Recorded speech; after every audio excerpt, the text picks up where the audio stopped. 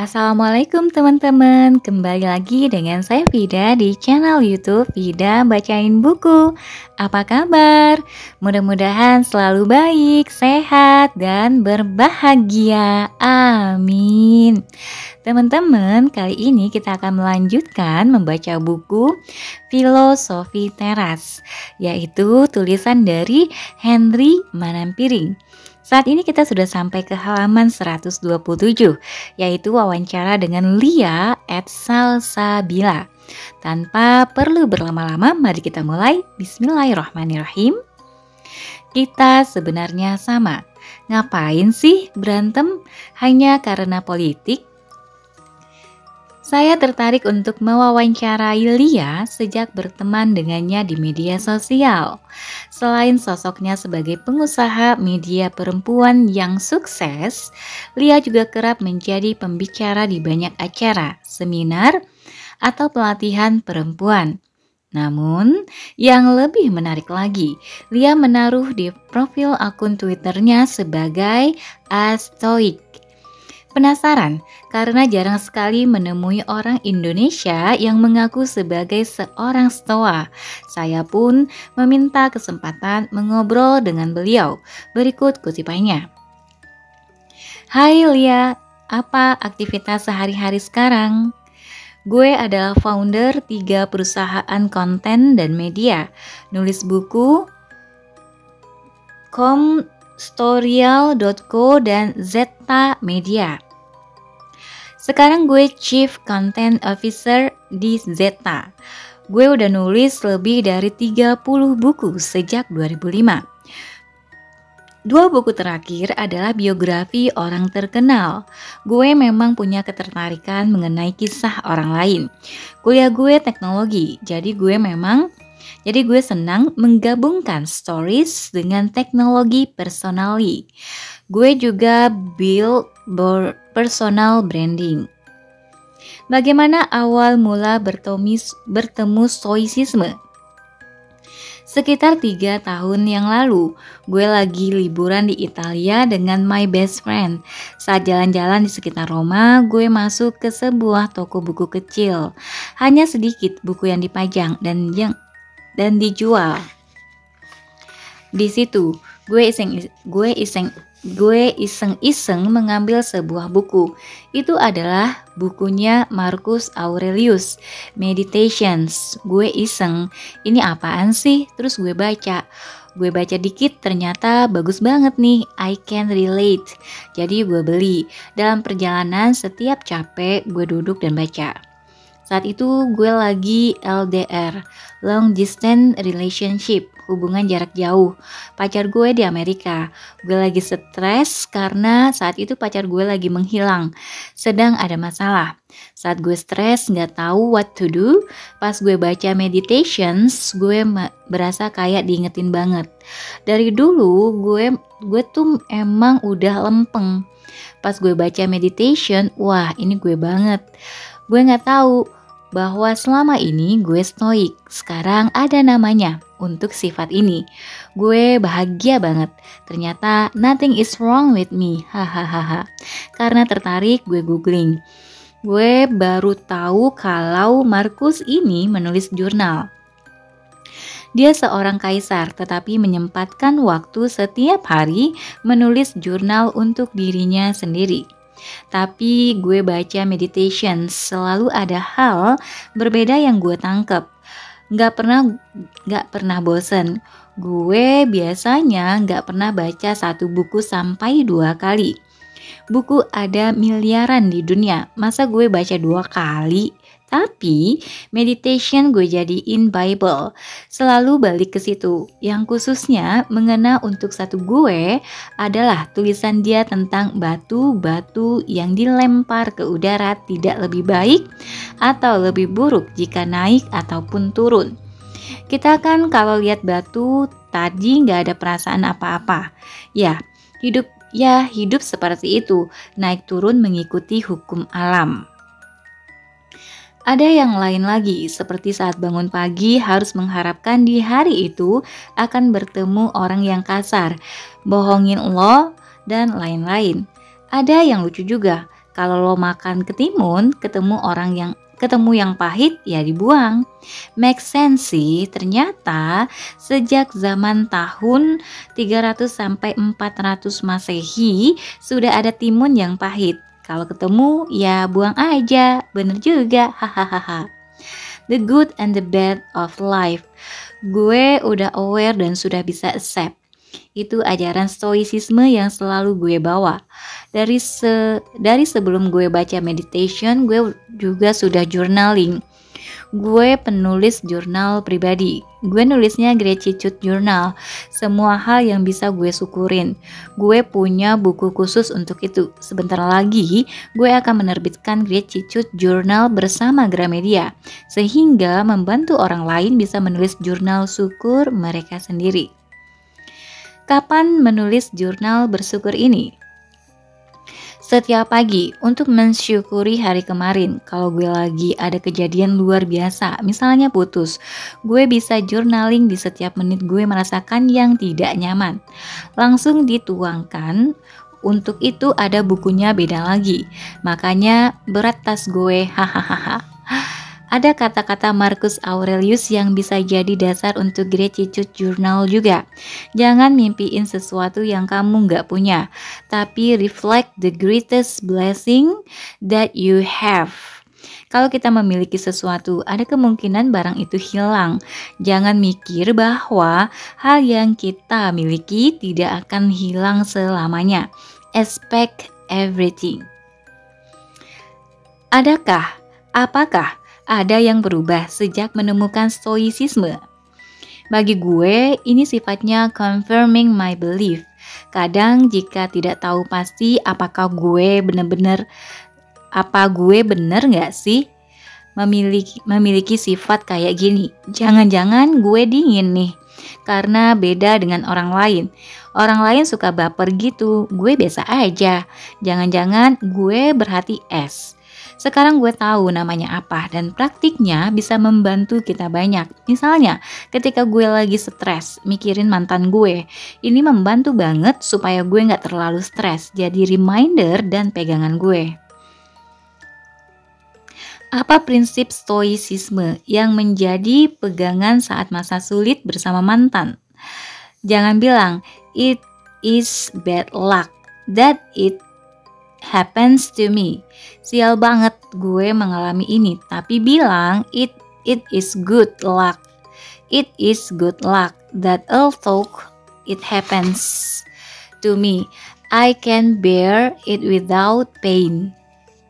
Beruntung banget gue walaupun mengalami ini, gue bisa jalani tanpa sakit atau hancur. Gue tetap bisa belajar dari apapun kejadian yang menimpa gue. Gue gak perlu sampai remuk karenanya. Yang lain, universe, your harmony is my harmony. Nothing in your good time is too early or too late for me. Semesta, apa yang selaras bagimu pastilah selaras bagiku.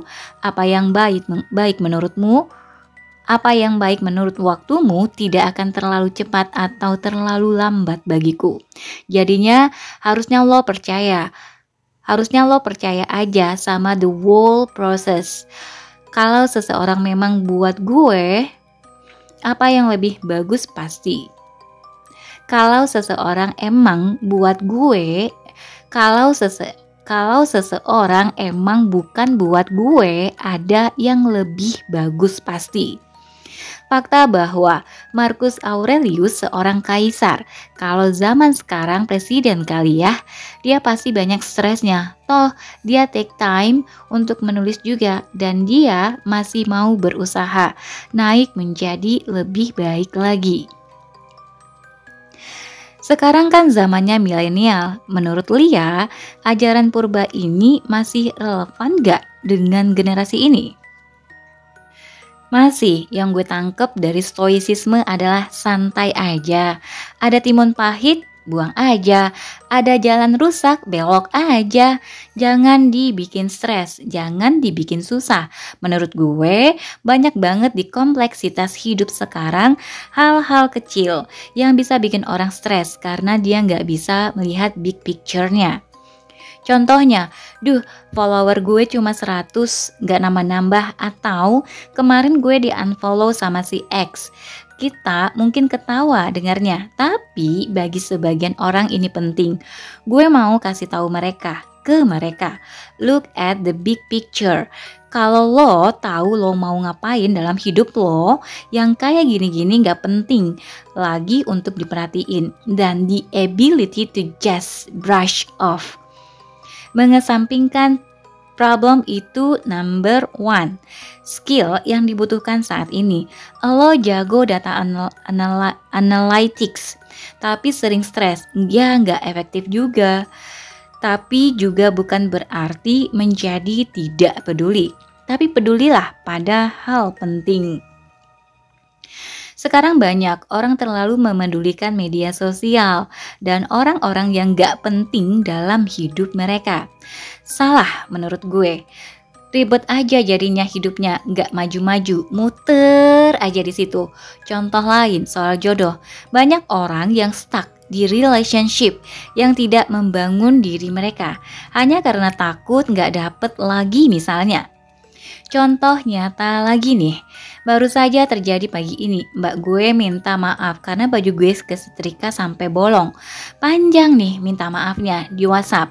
Jangan marah ya mbak, tulisnya. Gue bilang gak apa-apa, buang aja. Itu stoik banget kan? Hahaha. Pada saat gue beli baju atau apapun, gue udah tahu kalau ini bisa rusak, bisa hilang suatu hari. Orang-orang sekitar gue heran, kok gue gak marah? Orang lain pasti ngomel dulu kan? Gue gak merasa ada kebutuhan untuk ngomel. Yang penting apakah dia belajar dari kesalahannya. Dan lain kali dia akan lebih hati-hati. Pernah menerapkan prinsip stoicisme untuk tantangan yang berat? Beberapa tahun lalu gue melepas hijab. Kebayangkan gue dibully seperti apa di Instagram dan gue bisa melihat di Google orang penasaran searching kenapa gue lepas hijab. Kata kunci Oli lepas hijab jadi begitu populer. Jadi pendekatan stoik gue adalah dengan menulis blog dengan judul Oli lepas jilbab supaya nambah traffic. Kemarin banget ada sahabat yang menulis nyindir gue pakai tulisan fiksi dan nama gue ditulis pula di situ kan. Di tulisan itu dia minta restu untuk publish tulisannya. Gue bilang jangan lupa kasih link ke Instagram gue ya. Hahaha. Bagi gue stoa itu sama dengan Wallace. Kalau soal menjadi entrepreneur, apa yang bisa diterapkan dari stoicisme? Mungkin rejection kali ya. Mungkin rejection ya. Kalau lo menjadi entrepreneur pasti berhubungan dengan jualan. Kalau kita menawarkan sesuatu, orang bisa bilang enggak sama kita. Kalau setiap orang bilang enggak, kita bapernya 3 hari, mau sampai kapan? Kalau orang bilang enggak, ya jangan take it personally. Lo nggak mau jualan. Ya udah next. Lo nggak mau jualan gue, ya udah next. Sama kayak saat entrepreneur mencari funding, jangan baper gitu. Stoicisme mengajarkan kita supaya tidak baper, karena kita tahu kemungkinannya. Saat saya datang ke kamu investor dan kamu punya fund, ya jawabannya cuma 2, iya dapat funding atau enggak. Kalau iya oke, kalau enggak ya oke juga. Bisa menghadapi rejection itu bagus untuk entrepreneur. Jadi kita tetap centered. Tidak dikit-dikit baper. Begitu juga soal dikomplain pembeli.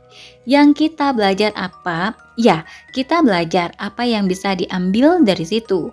Jangan habis kena komplain langsung kayak mau tutup toko besok. Aduh, gue kayaknya gak bakat dagang nih.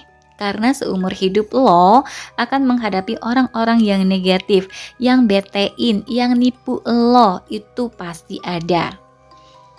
Menjadi pengusaha juga butuh mengambil keputusan dengan kepala jernih. Kalau running your Kalau running your own business pasti banyak masalah kan? Tapi harus fokus pada solusi, bukan malah menyalahkan karyawan. Langsung solusinya apa dan bagaimana biar tidak terjadi lagi. Kalau kita marah-marah, ada ilusi ego kita sudah terpenuhi. Padahal kita hanya buang sampah, bahkan ke orang yang salah mungkin. Topik berikutnya soal sosial politik. Tentunya Lia menyadari banyak yang jadi sensitif atau terpecah karena sosial politik. Ada yang bisa diterapkankah dari stoicisme? Pemahaman bahwa we are in this together. Kita sebenarnya sama. Ngapain sih kita berantem hanya karena beda politik? Kita semua kebakaran jenggot karena gue merasa gue Jawa, lo Batak, atau gue Muslim, lo Kristen. Ada ilusi perbedaan di situ. Padahal kita semua datang dari sumber yang sama. Kita melupakan sifat universal kita. Media sosial juga bikin pusing lagi. Misalnya, zaman Pilpres dulu, ada seleb-seleb yang mengusung berita-berita positif Prabowo, dan begitu juga dengan Jokowi. Kalau kita empati dengan sudut pandang mereka, ya make sense juga sih. We are not as good as we thought, and they are not as bad as we thought. Jadi tergantung perspektif masing-masing, understand each other version of the story, dan menerima bahwa orang yang berbeda memiliki realitas yang berbeda. Intisari wawancara dengan Lia, santai saja, jangan memusingkan hal-hal yang tidak perlu. Jangan biarkan media sosial dan penghuninya mengambil terlalu banyak perhatian kita. Stoicisme sangat relevan bagi entrepreneur atau pengusaha dalam menyikapi kegagalan dan penolakan. Jangan biarkan politik dan ilusi perbedaan memecah belah kita. Oke teman-teman, demikian adalah interview dengan Lia. Semoga apa yang disampaikan bisa membantu kita dan bermanfaat. Sampai ketemu di bab 7. Terima kasih atas waktunya, sudah subscribe, like, dan bagikan posting. Assalamualaikum warahmatullahi wabarakatuh.